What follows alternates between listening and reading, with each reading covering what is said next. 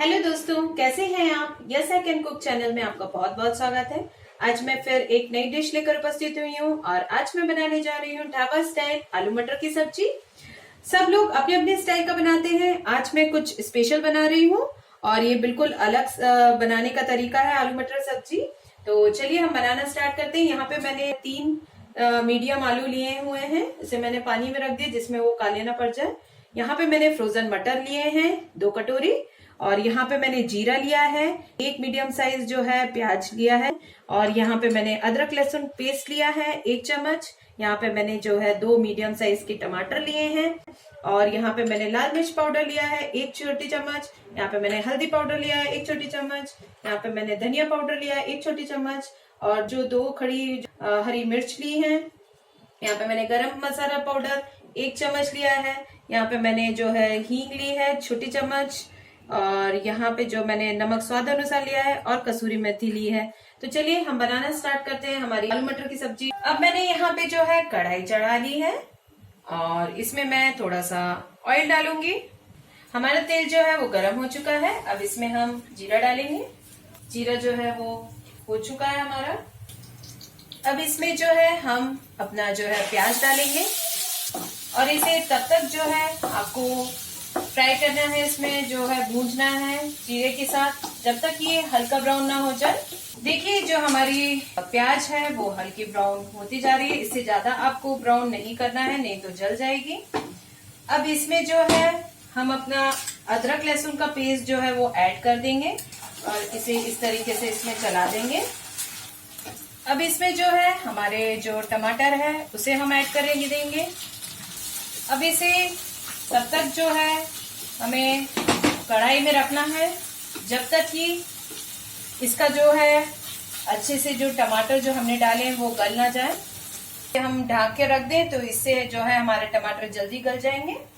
इसे करीबन 2 से 3 मिनट तक आपको ढककर रखना है। अब हम इसे जो 2 से 3 मिनट हो चुके हैं हमारे, देखिए लगभग हमारे जो टमाटर है वो पक रहे हैं। जब तक ये पकेंगे तब तक मैं जो है यूजुअली मैं क्या करती हूँ, इसी में मैं अपने मसाले ऐड करना पसंद करती हूँ क्योंकि उसका स्वाद अलग ही आता है। मैंने यहाँ पे हल्दी पाउडर डाल दिया है, लाल मिर्च पाउडर, धनिया पाउडर, नमक डाल दिया है और इसे फिर मैं जो है वो ढककर 2 से 3 मिनट तक लिए रख दूंगी। अब जो है हम अपना जो है ढक्कन खोल के देखेंगे। देखिए काफी हद तक हमारा जो टमाटर है वो पककर तैयार हो चुके हैं और जो तेल भी इसने छोड़ दिया है। अब इसमें जो है हमारी जो खड़ी हरी मिर्च थी इसे इस तरीके से हम तोड़ के डाल देंगे। ये चटपटी और बहुत ही लज्जतदार बनती है सब्जी क्योंकि ढाबा स्टाइल सब्जी है तो इसमें मिर्च डालना तो बिल्कुल बनता ही बनता है। 2 से 3 मिनट तक ढककर रख देंगे। अब हम जो है अपना ढक्कन खोल के देखेंगे और देखिए हमारे जो टमाटर है वो सब पक चुके हैं अच्छी तरीके से। इसमें हम अपने जो मटर है फ्रोजन मटर उसे ऐड कर देंगे। अब इसमें हम थोड़ा सा पानी डालेंगे, ज्यादा नहीं डालना आपको। इसे हमें 2 से 3 मिनट तक फिर से रखना है। अब इसे हम जो है वो खोल कर देखेंगे। अब इसमें जो हमारे आलू है उसे हम ऐड कर देंगे। अभी हमें यहाँ पे पानी ऐड करने की बिल्कुल जरूरत नहीं दिख रही है तो आप बिल्कुल मत ऐड करिए।